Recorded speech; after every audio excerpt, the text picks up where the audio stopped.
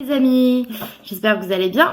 Alors aujourd'hui, je vais parler toujours dans le même thème un peu global sur les troubles psychiques, bipolarité, cyclothymie, etc. De la réaction à avoir, vous qui n'êtes pas malade et qui ne sachez pas forcément comment réagir. Est-ce que je dois le victimiser? Est-ce que je dois au contraire être dur avec lui pour lui faire avoir une réaction un peu comme un électrochoc? On va parler de ça. Parce que c'est vrai que c'est pas facile parce que on peut se dire où est la part de la maladie et où la part du défaut. Voilà, je vais essayer de parler de ça. Alors, du point de vue du malade, il faut savoir qu'il souffre, c'est sûr. Souvent, il souffre tous les jours, ça dépend. Donc pour les bipolaires, d'abord je vais parler des bipolaires. Ça dépend des phases. Si il est en début de montée, donc de phase de montée maniaque, hyper important, leur faire savoir. C'est-à-dire dire, si c'est mon conjoint, ma conjointe, chérie, si c'est mon ami, si c'est mon fils, écoute, là, t'es en train de monter. Je vois des signes, quand on les côtoie au fur et à mesure, on se rend compte. T'as des signes qui font que t'es en train de monter, donc ça peut être parler plus vite, faire plus d'activités, etc., etc. Donc ça, il faut absolument, c'est hyper important, leur faire savoir, parce que parfois, nous, on se rend pas compte. Donc pour les bipolaires, surtout, en tout cas là, je parle de ça, leur faire savoir. Et c'est pareil en début de phase dépressive. Donc, oula, attention, t'es en train d'avoir des idées noires, tu commences à moins manger, à moins te laver, à voir moins de gens, etc. Quand il est en phase dépressive, je vais commencer par la dépression pour finir sur le bon. La personne qui souffre de bipolarité a besoin de repos, mais il ne faut pas, ce n'est pas bon de la laisser s'emmitoufler quand même dedans, comme dans un manteau. Je parlais avec un ami de ça. C'est très facile de se complaire dans la souffrance. Et c'est ce qu'on fait souvent dès qu'on est en mode dépression, parce que souvent on n'a pas trop d'autres amis, même si on a le soutien des amis, on n'a pas d'autres amis vraiment proches qui nous comprennent que notre propre souffrance. Et du coup on regarde des films tristes, on peut fumer des pétards, rester déprimé.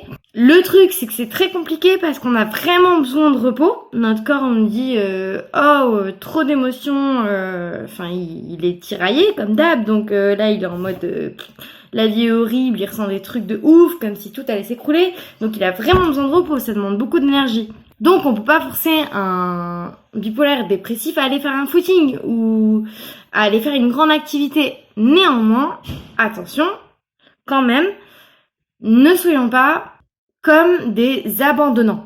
J'appelle l'abandonnant celui qui laisse le dépressif dans son lit toute la journée à ne rien faire. Ayons des petites attentions, allons le voir de temps en temps, demandons-lui comment il va, essayons de le faire sortir un peu dehors, de rigoler un peu avec lui, etc. Ça, c'est pour la phase dépressive. En phase up, donc en phase quand le dépressif est en haut, alors s'il est en phase maniaque, parce que je parle pas de la bouffée délirante, là vraiment c'est compliqué.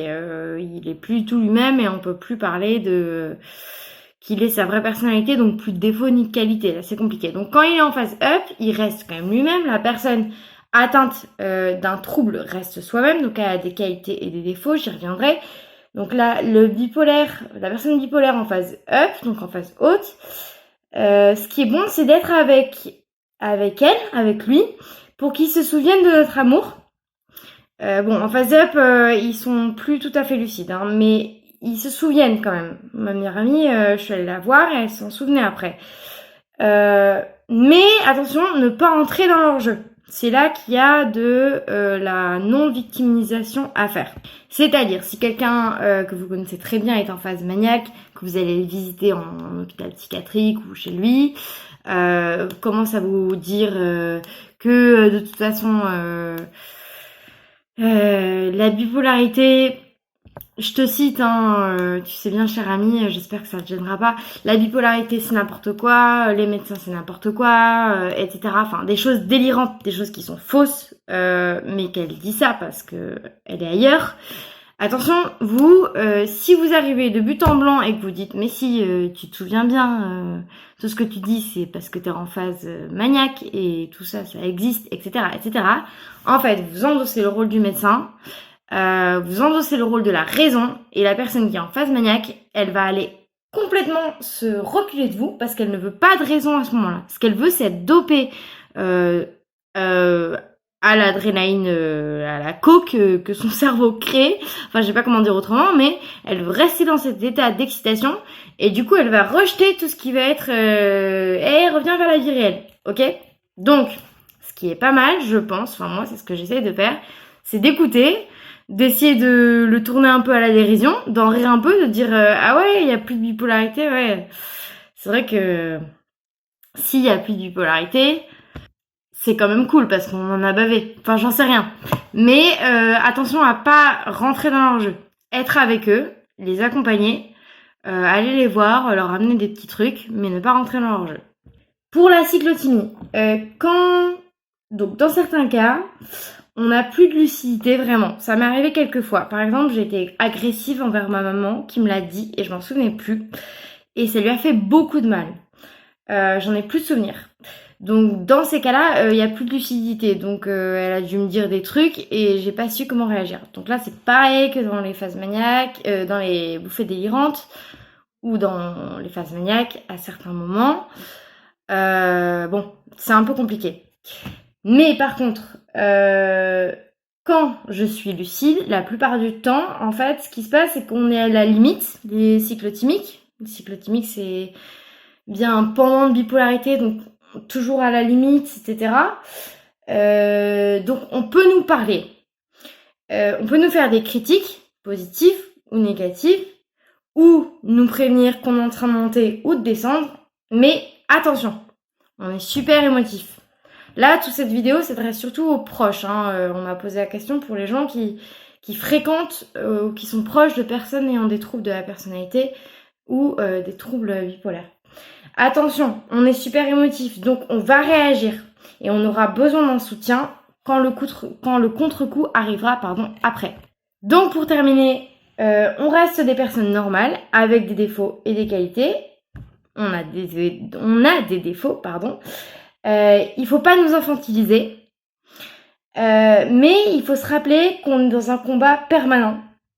Donc souvent, la personne malade se remet en question parce que elle a pas le choix en fait, comme elle est mal, elle cherche une solution.